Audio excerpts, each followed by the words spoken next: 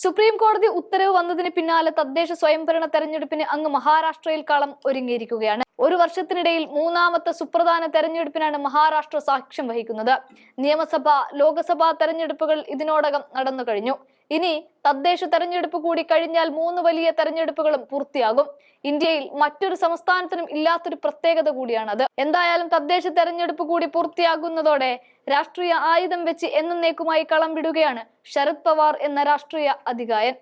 NCP അനാഥമായി പോകുമോ എന്ന ഭയം കൊണ്ടാണോ എന്ന് വ്യക്തമല്ല. തന്റെ പാർട്ടിയെ അജിത് പവാറിന്റെ വിമത NCPയുമായി കൂട്ടിച്ചേർത്തിട്ടായിരിക്കും ശരത് പവാർ കളം വിടുന്നത്.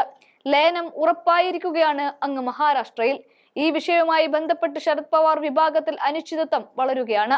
അവിടെ നിന്ന് ചില MLA മാർ അജിത് പവാർ പക്ഷവുമായി ലയിക്കുന്നതിനെ അനുകൂലിച്ചിട്ടുണ്ട് എന്നാണ് റിപ്പോർട്ട്. തന്റെ വിഭാഗത്തിൽ നിന്നുള്ള കൊഴിഞ്ഞുപോക്ക് തടയാൻ ശരത് പവാർ ലയനത്തെക്കുറിച്ചുള്ള അഭ്യൂഹങ്ങൾ പ്രചരിപ്പിക്കുകയാണ് എന്നും പറയുന്നവരുണ്ട്. 288 അംഗ നിയമസഭയിൽ ശരത് പവാർ വിഭാഗത്തിന് 10 MLA മാർ മാത്രമാണ് ഉള്ളത്. അതേസമയം 2024 ലോക്സഭാ തെരഞ്ഞെടുപ്പിൽ സംസ്ഥാനത്ത് 48 ലോക്സഭാ സീറ്റുകളിൽ 8 നേടി പവാർ കരുത്ത് കാട്ടിയതാണ്. ലയനത്തെക്കുറിച്ചുള്ള ശരത് പവാറിന്റെ പരാമർശങ്ങൾ പിൻവാങ്ങലിന്റെ സൂചനയായും കണക്കാക്കപ്പെടുന്നുണ്ട്. ശരത് പവാറിന്റെ മകളും വർക്കിംഗ് പ്രസിഡന്റുമായ സുപ്രിയ സുലെയും അജിത് പവാർ ലയനകാര്യം തീരുമാനിക്കുമെന്ന നിലപാട് പറഞ്ഞ് ശരത് പവാർ പതിയെ പിന്മാറി തുടങ്ങിയിട്ടുണ്ട്.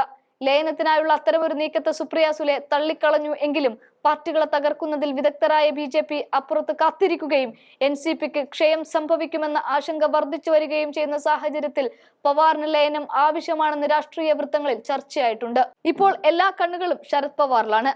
പവാറിന്റെ നീക്കം NCPയുടെ ഭാവി പുനർനിർണയിക്കുകയും സംസ്ഥാനത്തിന്റെ രാഷ്ട്രീയ സമവാക്യങ്ങൾ മാറ്റുകയും ചെയ്യുമെന്ന് ഉറപ്പാണ്. കോൺഗ്രസ് കൂടിയാണ്. ഇന്ത്യ മുന്നണിയിലെ ഏറ്റവും ശക്തനായ നേതാവാണ് ശരത് പവാർ. പാർട്ടികൾക്കിടയിൽ തർക്കം രൂക്ഷമാകുമ്പോൾ മീഡിയേറ്റർ റോൾ കൂടി മനോഹരമായി ശരത് പവാർ കൈകാര്യം ചെയ്തിരുന്നു. ശരത് പവാറിന്റെ അഭാവം മികച്ച ഒരു മധ്യസ്ഥനെ ഇന്ത്യ മുന്നണിക്ക് ഇല്ലാതാക്കുമെന്ന് ഉറപ്പാണ്. പ്രത്യേകിച്ച് രാഹുൽ ഗാന്ധിക്ക്. തനിക്ക് ആശയവിനിമയം നടത്താൻ ഏറ്റവും അനുയോജ്യനായ ലീഡറായിരുന്നു ശരത് പവാർ എന്ന് പലകുറി രാഹുൽ ഗാന്ധി പറഞ്ഞിട്ടുണ്ട്.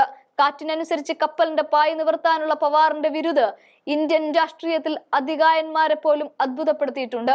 അതേ ശരത് പവാർ രാഷ്ട്രീയം അവസാനിപ്പിക്കുകയാണെന്ന വാർത്ത മഹാരാഷ്ട്രയിൽ പാർട്ടികളുടെ ഉറക്കം കെടുത്തുന്നുണ്ട്. എന്തായാലും തദ്ദേശ തെരഞ്ഞെടുപ്പിൽ NCPയെ നയിച്ച് തന്റെ രാഷ്ട്രീയ ജീവിതത്തിന് പവാർ എന്നേക്കുമായി ഫുൾ സ്റ്റോപ്പ് ഇടുമെന്ന് ഉറപ്പായിരിക്കുകയാണ്.